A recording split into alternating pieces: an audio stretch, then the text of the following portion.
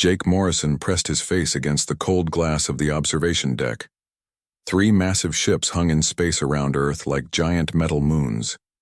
Each one was bigger than any city he had ever seen.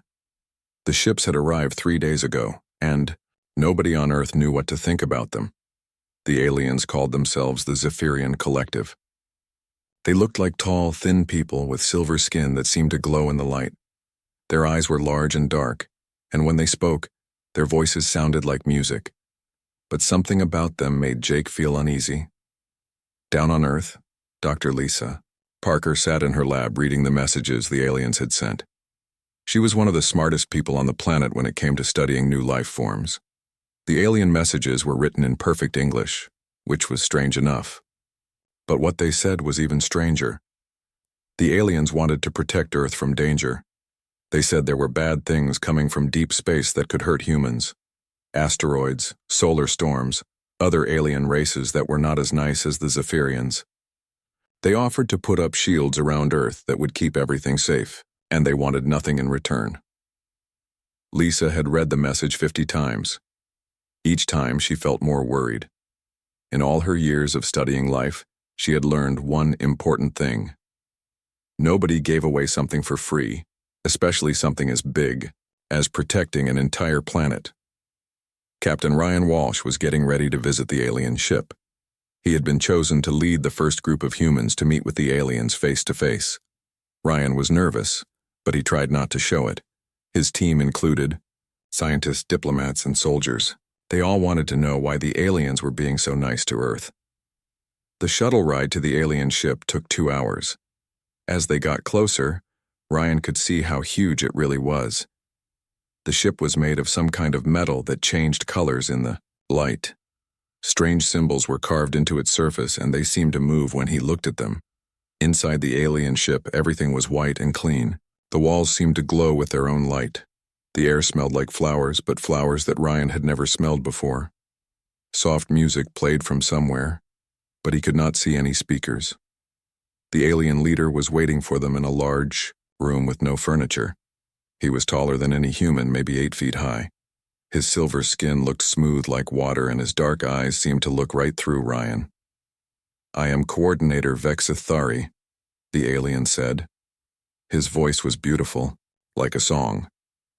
"Welcome to our ship, humans of Earth. We are happy to meet you." Ryan stepped forward. "Thank you for having us. I'm Captain Ryan Walsh. We're here to learn more about your offer to protect our planet." The alien smiled, but somehow it did not look like a happy smile. "Your people are young but full of promise. We have watched you grow and learn. You create beautiful things. You solve problems in ways we have never seen. This makes you special." "Why do you want to help us?" Ryan asked. It was the question everyone on Earth wanted answered. "Because there is danger coming," Vexithari said. "Dark things from the empty spaces between stars. They destroy worlds like yours. We do not want to see Earth become another dead rock floating in space." Back on Earth, President Karen Blake was meeting with her advisors. The room was full of the smartest and most important people in the world. Everyone was talking at once, but nobody had any good answers. Tony Rivers worked for the government's secret intelligence agency. He had been studying everything they knew about the aliens. What he found made him worried. "The aliens have been watching us for 50 years, Tony said to the group. "Our satellites picked up their scout ships during the Korean War, the Cuban Missile Crisis, and every major event since then. They were always there, always watching, but they never made contact until now." "What changed?" asked President Blake. "That's what we need to find out," Tony replied. "Why now? Why are they suddenly offering to help?"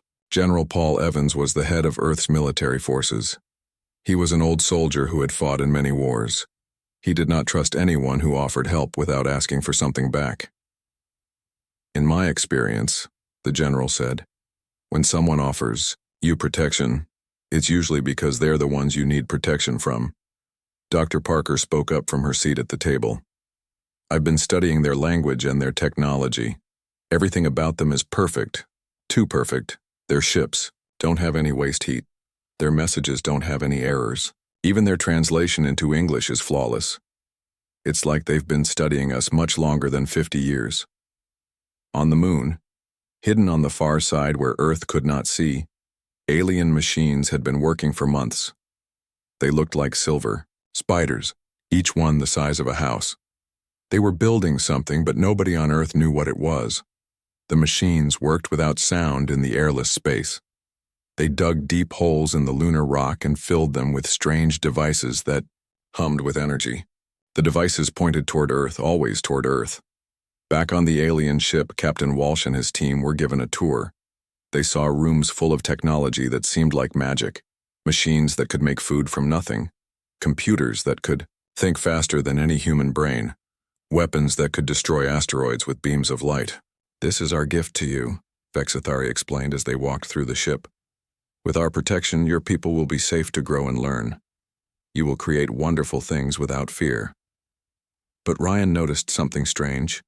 In every room they visited, there were devices that looked like they were scanning his team. Little lights would flash when humans walked by. The aliens said these were safety sensors, but Ryan was not sure he believed them. One of the scientists in Ryan's team was named Sam Mitchell. He was an expert on energy and physics. While the others were talking to the aliens, Sam was quietly studying the technology around them. What he saw made his heart race. The alien machines were not just scanning the humans. They were measuring something else, something that Sam's instruments could barely detect. It was like the machines were looking for a specific type of energy that only came from human minds. When the tour was over, Ryan and his team returned to Earth. As their shuttle pulled away from the alien ship, Ryan looked back through the window. For just a moment, he thought he saw other shapes moving in the darkness around the three big ships. Smaller craft, hidden in the shadows, watching Earth like hungry wolves. That night, Jake Morrison could not sleep. He stood again at the observation deck, looking at the alien ships. They were beautiful in the starlight, but they made him feel afraid. His grandmother used to tell him stories about strangers who offered candy to children. She always said the same thing. When someone offers you something for nothing, child, you better ask yourself what they really want. As Jake watched, lights began to flicker on the alien ships. Not the normal lights he had seen before, but red lights that pulsed like a heartbeat. Whatever the aliens were really planning, Jake had the feeling that Earth was about to find out.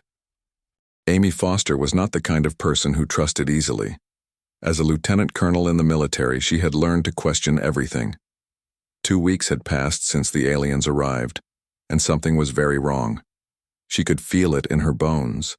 Amy led a small team of soldiers and scientists on a secret mission. They were going to the dark side of the moon to see what the aliens were really doing there. The trip took 3 days in their fastest spacecraft.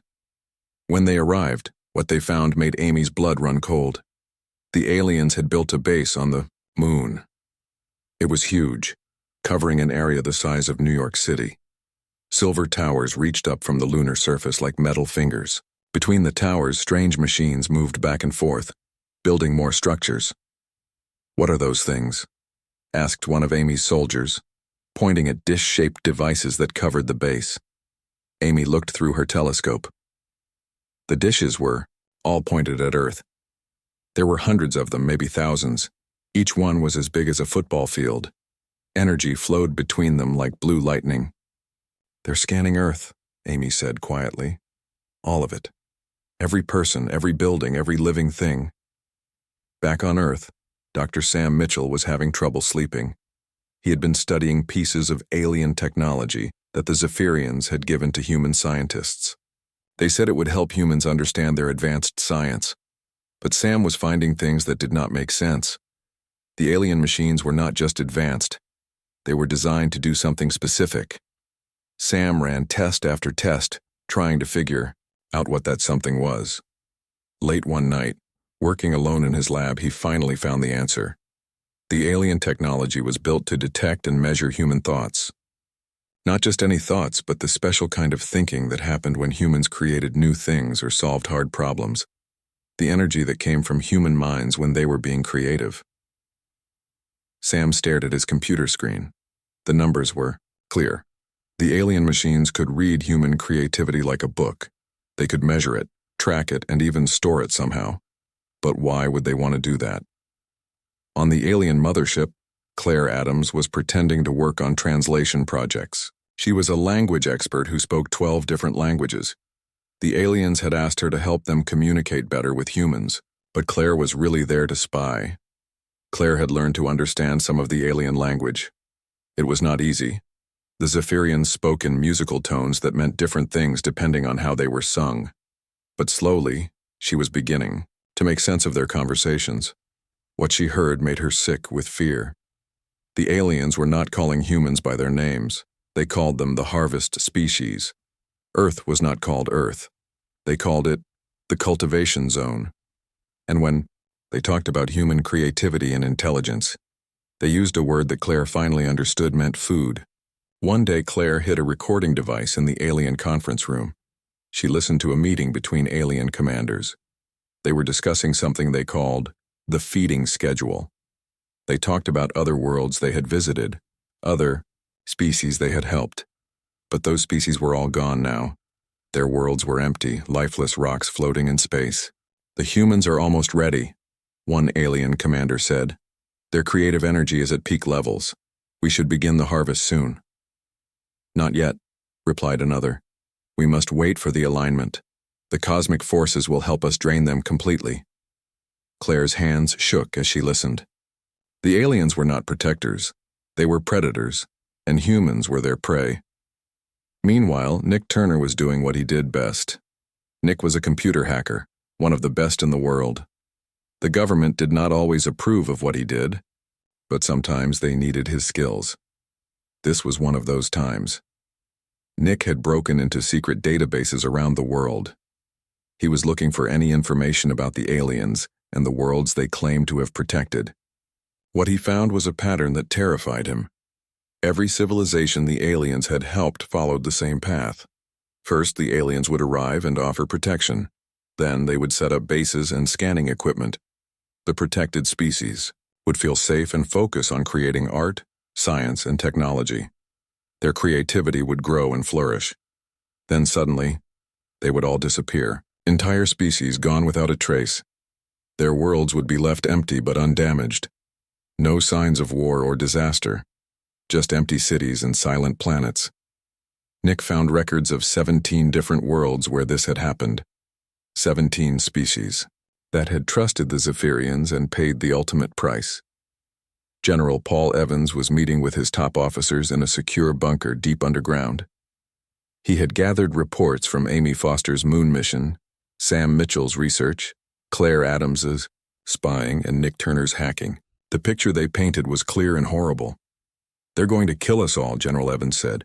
They're farming us like cattle, waiting for us to get fat before slaughter. How long do we have? Asked one of his officers. According to the alien conversations Claire recorded, they're waiting for something called the alignment. Our astronomers think they mean the planetary alignment that happens next month. That gives us about 3 weeks. The general looked around the room at his officers. These were good people, brave people who had spent their lives protecting others. Now they faced an enemy unlike anything they had ever imagined. We can't fight them with normal weapons, the general continued. Their technology is too advanced, but we have one advantage they don't expect. What's that, sir? Asked an officer. We're human. We're messy, unpredictable, and we never give up. They've been studying us for 50 years, but they still don't really understand us. On the alien ships, the Zephyrians were making final preparations. They had done this many times before on many worlds. The process was always the same. They would protect a species until their creativity reached peak levels. Then they would harvest that creative energy, using it to extend their own immortal lives.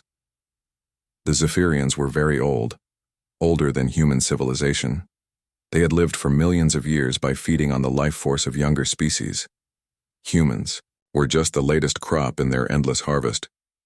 But Coordinator Vexthari was having strange thoughts. The humans were different from other species they had harvested. They were more chaotic, more unpredictable. Their creativity did not follow the patterns the Zephyrians expected. Some humans created beautiful art. Others solved mathematical problems. Still others invented new machines or wrote stories. but all of them seemed to create in different ways using different parts of their minds. It was messy and chaotic, not like the orderly creativity of other species. Vexthari wondered if this chaos might cause problems during the harvest. He decided it did not matter. The Zephyrians had harvested hundreds of species over the millennia. Humans would be no different. Back on Earth, Amy Foster returned from her moon mission with photographs and data that proved the alien threat. Sam Mitchell had figured out how the alien technology worked. Claire Adams had recordings of alien plans. Nick Turner had found evidence of their past crimes. But the most important discovery came from an unexpected source. Jake Morrison, the observer who had first felt uneasy about the aliens, had been watching their ships every night. He noticed that the red lights on the ships were not random.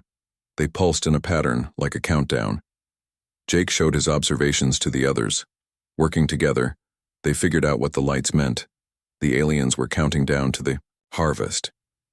According to Jake's calculations, they had exactly 19 days left. 19 days to save the human race from predators who had killed countless civilizations before them. 19 days to prove that humans were not just another crop to be harvested. The race against time had begun. Dr. Kate Sullivan was working late in the Joint Research Facility when everything changed. The building was quiet except for the soft hum of alien machines. Kate was supposed to be studying Zephyrian healing technology, but her curiosity got the better of her. In the corner of the lab sat a strange device that looked like a crystal cube. The aliens had told the human scientists not to touch it, saying it was too dangerous. But Kate had been a scientist for 20 years, and being told not to touch something only made her want to touch it more. She put on protective gloves and carefully lifted the crystal cube. It was warm and seemed to pulse with its own heartbeat. As Kate turned it over in her hands, she accidentally pressed what looked like a small button on its surface. The room filled with blue light. Images appeared in the air around Kate, like watching a movie made of light and shadow.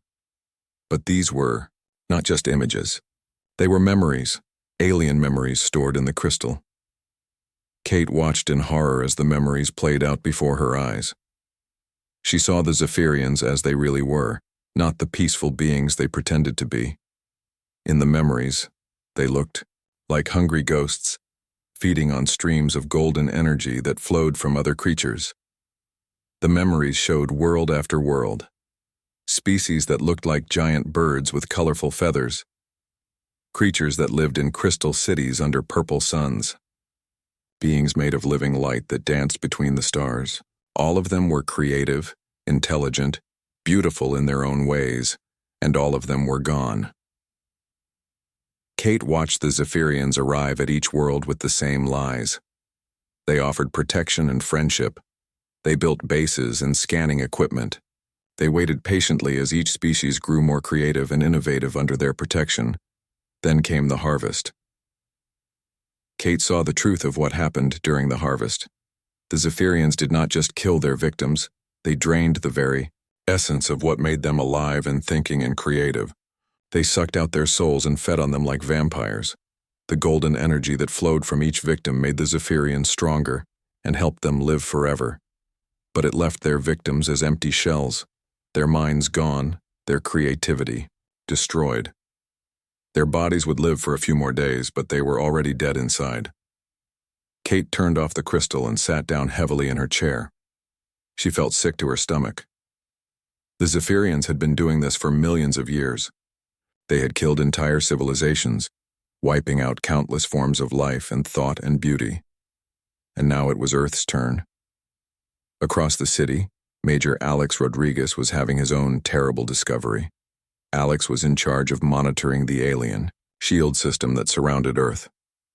The shields were supposed to protect the planet from asteroids and other space dangers, but Alex's instruments were showing something different. The shields were not just keeping things out. They were also keeping things in.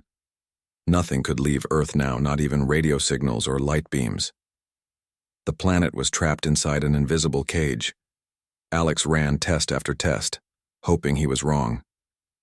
But the results were always the same. The Zephyrians had turned their protective shields into a prison. When the harvest began, no human would be able to escape. At the space station, Beth Collins was working on Earth's defense systems. Beth was an engineer who could fix anything and build machines out of spare parts. She had been trying to understand how the Zephyrian technology worked. What Beth discovered gave her the first hope anyone had felt in days. The alien machines were perfect. Every part worked exactly as designed. Every system was efficient and flawless. There were no backup systems because nothing ever broke down. Everything was controlled by central computers that never made mistakes. But Beth had grown up fixing old cars and broken radios. She knew that perfect systems had a weakness. When something went wrong, they could not adapt. They could not handle chaos or unexpected problems. Human technology was different. Human machines were messy and full of extra parts. They had backup systems and emergency controls. When one thing broke, humans would find another way to make it work. It was not elegant, but it was hard to stop completely. Beth started to smile as she realized what this meant. The Zephyrians had never fought an enemy that used chaotic, unpredictable technology. All the species they had harvested before were probably like them, building perfect, efficient machines. Humans built junk that somehow worked anyway. Meanwhile, Greg Moore was listening to alien communications from his post at the satellite center. Greg could intercept radio signals from anywhere in the solar system. For weeks, he had been trying to decode Zephyrian messages. Finally, he succeeded in translating a conversation between the alien commanders. What he heard made his hands shake as he wrote down the words. The harvest would begin in exactly 7 days. The Zephyrians had been waiting for a rare alignment of the planets that happened only once every 1,000 years. This alignment would make their energy-draining machines 10 times more powerful. But that was not the worst part. Greg learned that the Zephyrians planned to harvest every human on Earth at the same time. Men, women, children, babies, old people, everyone. They would drain the creative energy from 7 billion human minds in a single day. After the harvest, Earth would still look normal from space. The cities would still be there. The oceans and forests would be unchanged. But every human would be an empty shell, alive but not really living. The Zephyrians would then leave Earth and find another species to protect and harvest. The cycle would continue forever.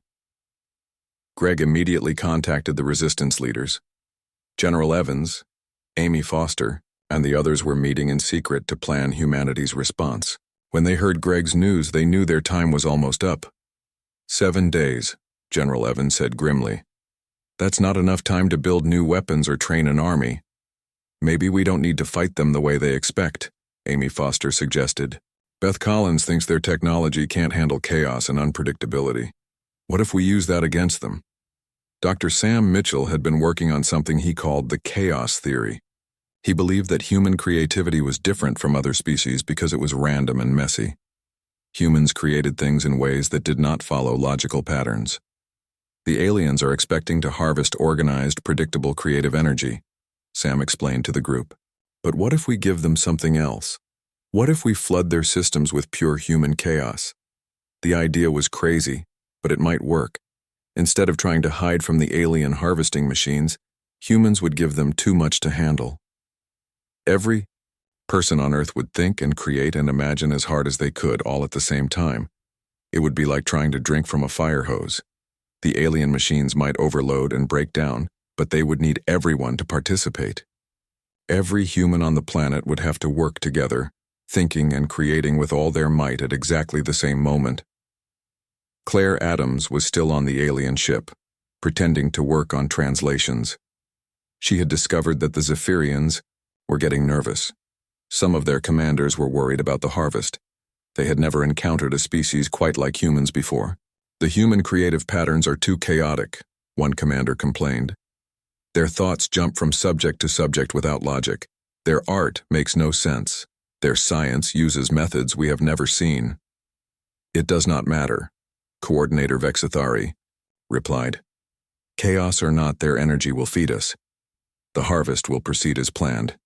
But Claire could hear doubt in his musical voice. The Zephyrians were used to hunting prey that behaved in predictable ways. Humans were different, and that difference was making them uncomfortable. Claire smiled to herself. Maybe being chaotic and unpredictable was exactly what humanity needed to survive. Back on Earth, the Resistance was preparing for the biggest gamble in human history. They had 7 days to organize 7 billion people, 7 days to convince everyone on Earth to join together in one last desperate attempt to save their species. 7 days to prove that sometimes the best defense against perfection is beautiful, chaotic, human messiness.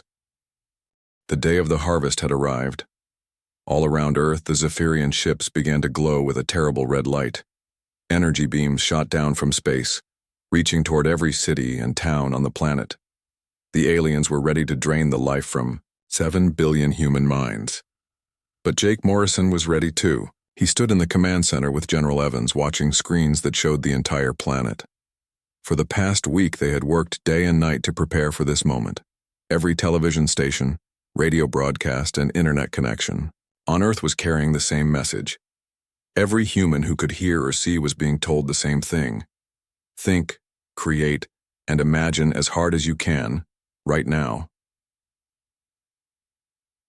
In New York City, children drew pictures with crayons while their parents wrote poems and sang songs.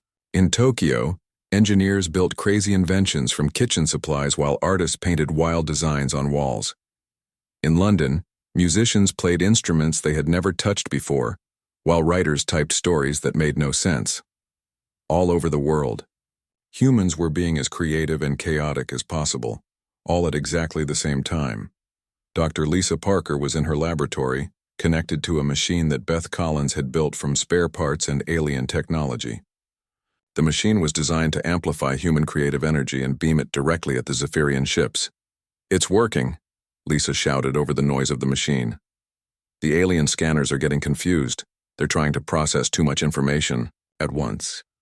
On the Zephyrian mothership, Coordinator Vexthari was staring at his instruments in disbelief. The harvesting machines were supposed to drain human creativity in an orderly way, like water flowing through pipes.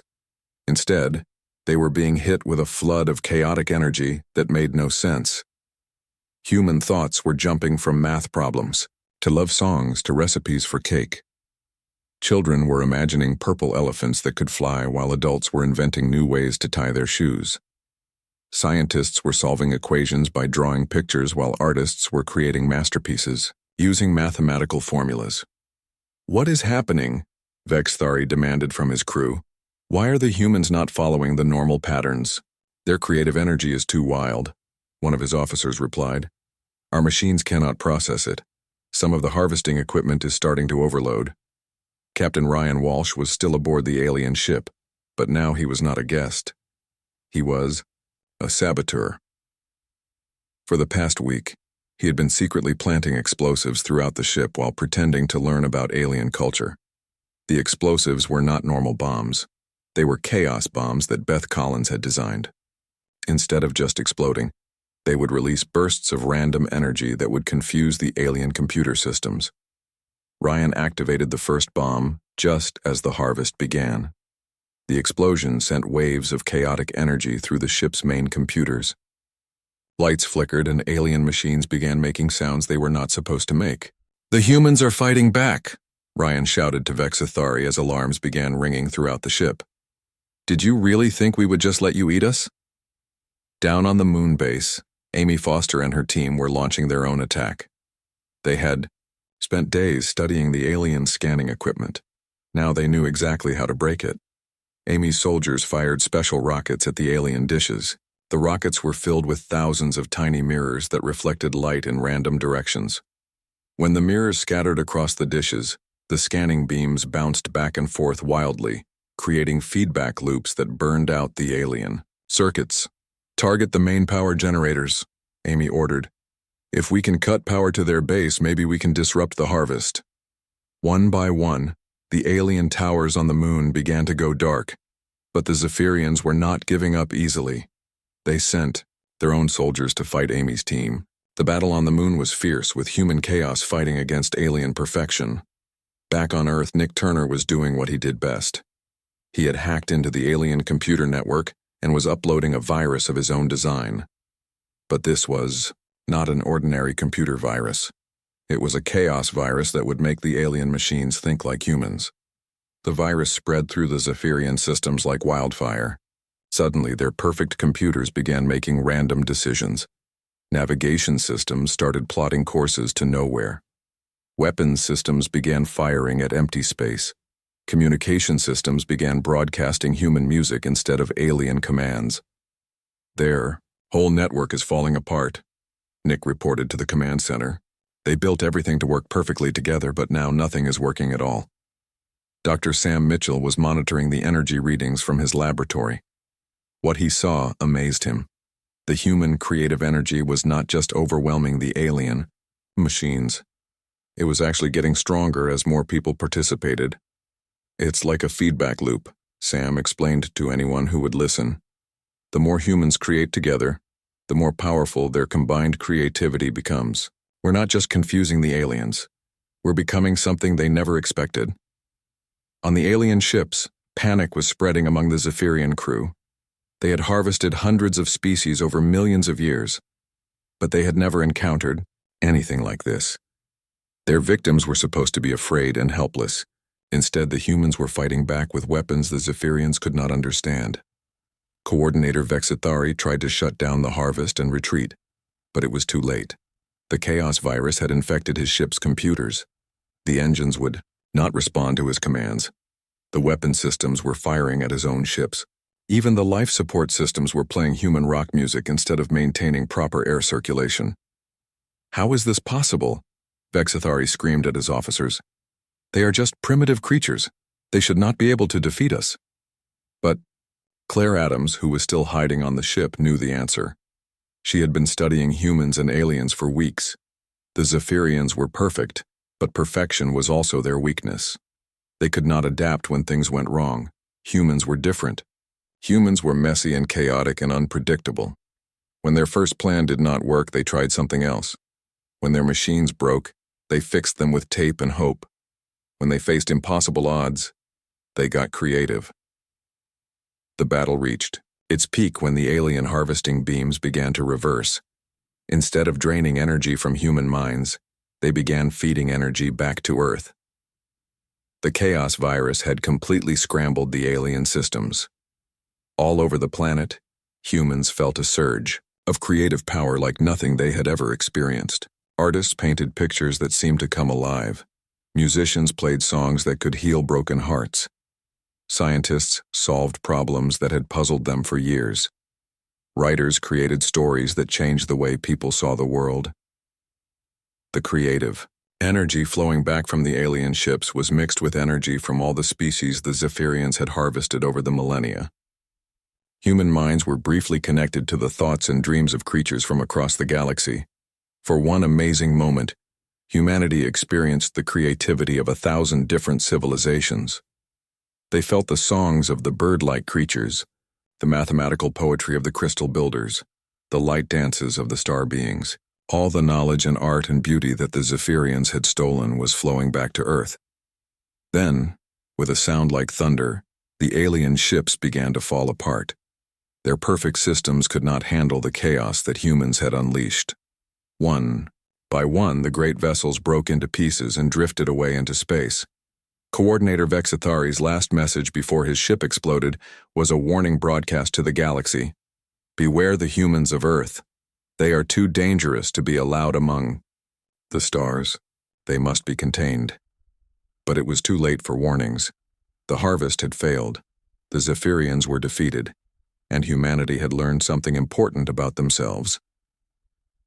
Jake Morrison stood at his observation window, watching the pieces of alien ships drift away into the darkness. The red lights were gone. The threat was over. Earth was free. President Karen Blake spoke to the world that night. She told everyone what had happened and how they had worked together to save their species, but she also gave them a warning of her own. We have learned that the galaxy is full of predators who disguise themselves as protectors, she said. We have learned that when someone offers you something for nothing, you should ask what they really want.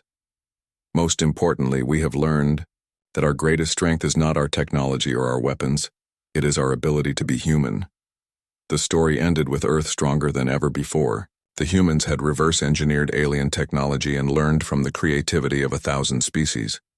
They were ready to explore the galaxy on their own terms, not as victims but as equals. And if they met other Zephyrians out there among the stars, they would be ready. Because sometimes the best way to fight perfection is with beautiful, chaotic, unpredictable humanity. The humans had questioned why they needed protection, and in doing so, they had saved themselves.